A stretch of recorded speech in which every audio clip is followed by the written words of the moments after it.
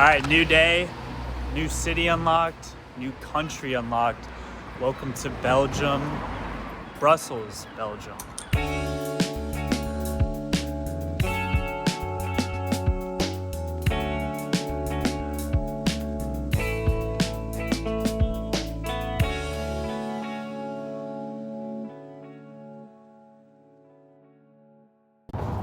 Our first stop is going to be to the European Parliament, but we stopped across the Royal Palace of Brussels on our way there. This building is very important to the country of Belgium as it is the administrative center for the king and the king's staff, which before seeing this building, I had no idea that was the purpose that it served, which is kind of sad. But contrary to something like the White House, the king actually does not sleep in this building. They have a separate building that the king sleeps in. But yeah, cool stuff.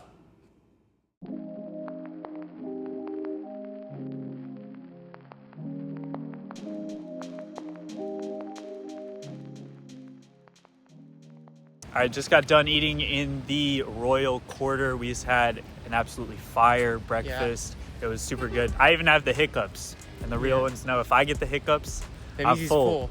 That was a good meal. Woodpecker. I had a breakfast sandwich. It was off the charts. Yeah, I had like pancakes. I know it's not waffles, but we'll get waffles later. I had pancakes, eggs, and bacon. Super, super good stuff though.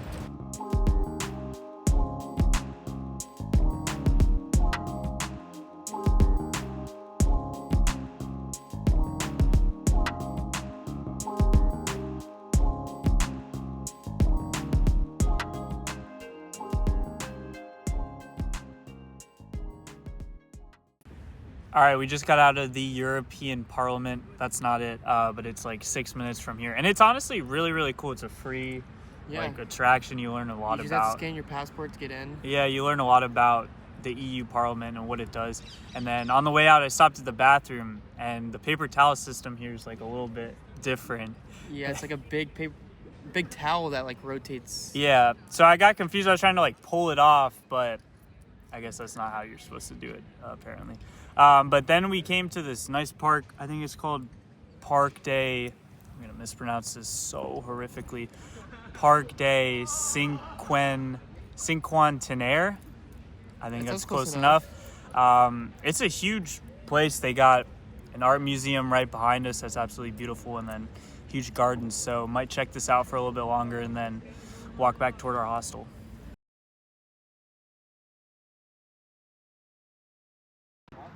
We've stumbled upon the arches of Cinquantenaire, and it is absolutely massive. Like, it just goes on forever.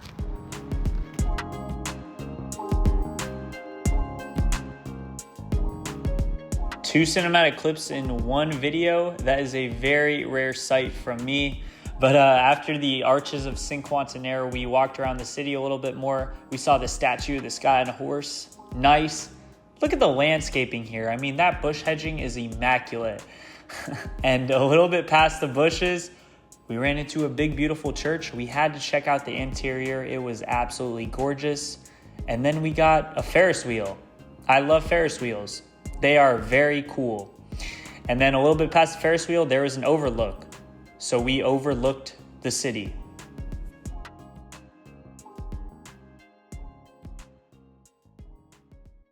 So we have arrived at the Palace of Justice. They're renovating it over there, but they got a Ferris wheel. They got this massive building right here. The Notre Dame church over there. Great view of downtown. I mean, there's just like so much to do here. It's like, absolutely, like you literally look that way, bro. It's like cool design. You look that way. It's like cool design. You look this way. You look at me. Cool person, right? You look this way. You look at me. Cool person, right? But no, it honestly has been the architecture. I think me and Willie can both agree it's been top notch here. Like literally, you just walk down the street and you're hitting at least two like really cool things like every time you walk. So.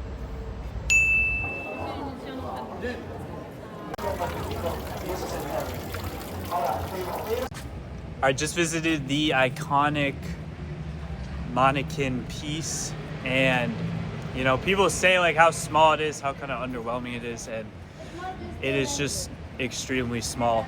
The one thing I will say, yeah, it is like just like this, bro. it is very small, very underwhelming. What are you talking about on the statue? I'm talking about everything on the statue. Everything is small in there. But the saving grace that it does have is sometimes they dress it up in cool stuff. It's wearing Superman. It is pretty cool. The new Superman movie is coming out in like a couple of days. So it is wearing a Superman costume, but there's so many more iconic things to see in Brussels and so many more beautiful things.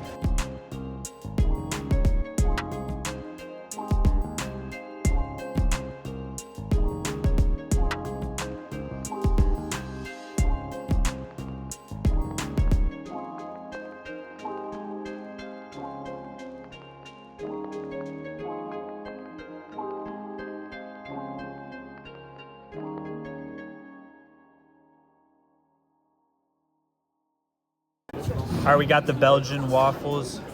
Me and Willie, we both got the Brussels waffles. So I got some salted caramel on mine. What'd you get? I got melted chocolate. Melted chocolate. This is about to be life-changing. Today I was able to try not one, not two, but three of Belgium's most popular foods. So starting off with the Belgian waffle. There's actually two types of Belgian waffles. There's the Brussels type, and then there's also Liège type. I had the Brussels waffle, and basically what this is, it's a little bit thinner, a little bit more crunchy. It has a rectangular shape. So I had this with some salted caramel syrup or sugar, whatever the little dressing that they put on it is, and it was really, really good. I could definitely taste that it was a bit more sugary than a typical waffle that I've had in the States, but it was it's more so for a dessert waffle. Secondly, I had a Belgian chocolate. I had a dark chocolate from Pierre Marcoloni, and it was really good. Don't really know what else to say. Really good chocolate. I like dark chocolate, so I guess the cocoa beans were from Madagascar, if anyone wanted to know that. And then last and certainly least for me were the Belgian fries. I thought they were the same exact thing as fries from the States or other countries that I've had fries in.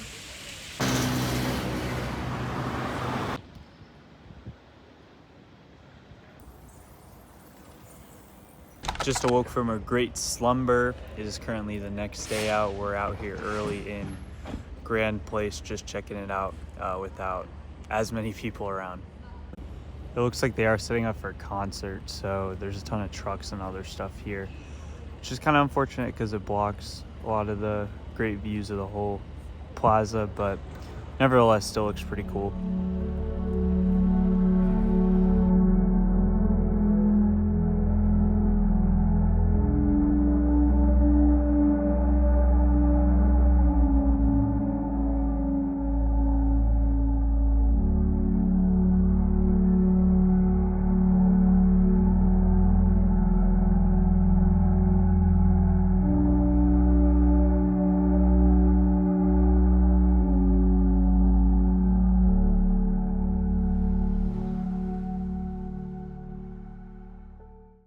Just got a Liège waffle, which is the second type of Belgian waffle, and this is kind of more what I think of when I think of a traditional Belgian waffle. It's much more thicker, much more fluffier, a lot sweeter, has a little bit more sugar than the Brussels waffle, and this is a waffle that you can kind of eat on the go, whereas the Brussels waffle you kind of got to sit down to eat.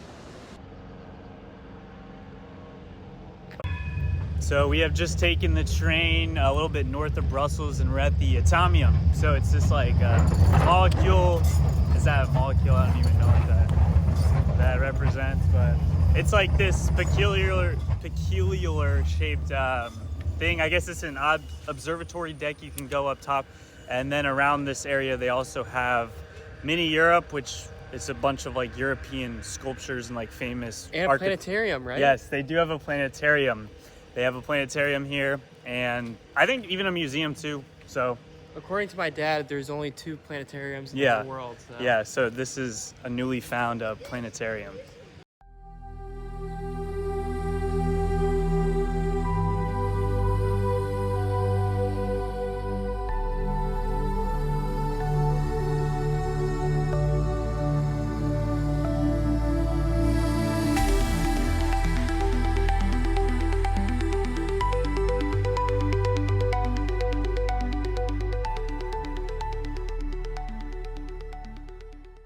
Mini Europe. This is a park located right next to the Atomium, and it has about 350 small-scale replicas of famous buildings across the EU. And I got some footage of some of them, so I'm going to show you.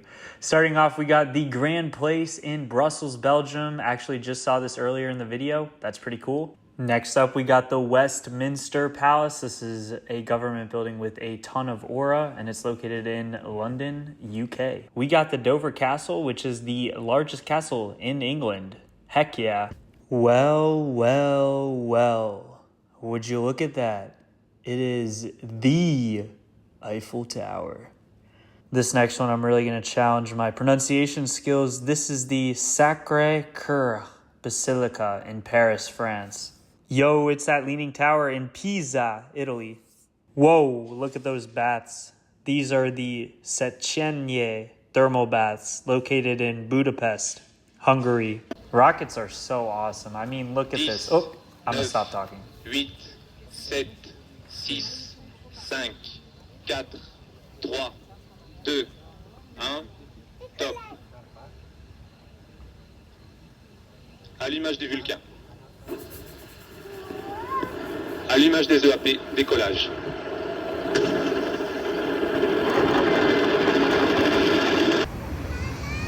Made it back to the central train station, came back from the Antimonium. And so the Antimonium, like going up the observatory tower itself, I thought it was a little bit mid. You know, I thought the views were really cool, but it is just a cramped space, not really too much space to move around. All right, resume. Yeah, it was just a little bit, it was mid, just a little bit too hard to move around in there. But the views are pretty cool though, I will say. Yeah, I like the views. But then they take you through like a short museum, and then you go up the different balls in the Antimonium, and you Don't just, do that. yeah, it's just kind of like 40 minutes. The museum was cool. It used to be a World Expo, that whole facility, and then they took it down. But going into the other balls with the visual effects, it's a little odd. But then we did Mini Europe. I thought that was really cool. Mini That was Europe, worth it. Mini Europe slapped. It's like I said earlier, miniature sculptures of famous spots in Italy, or not just Italy, just all of Europe, and like the attention to detail in some of those buildings Yeah, it was really was like cool.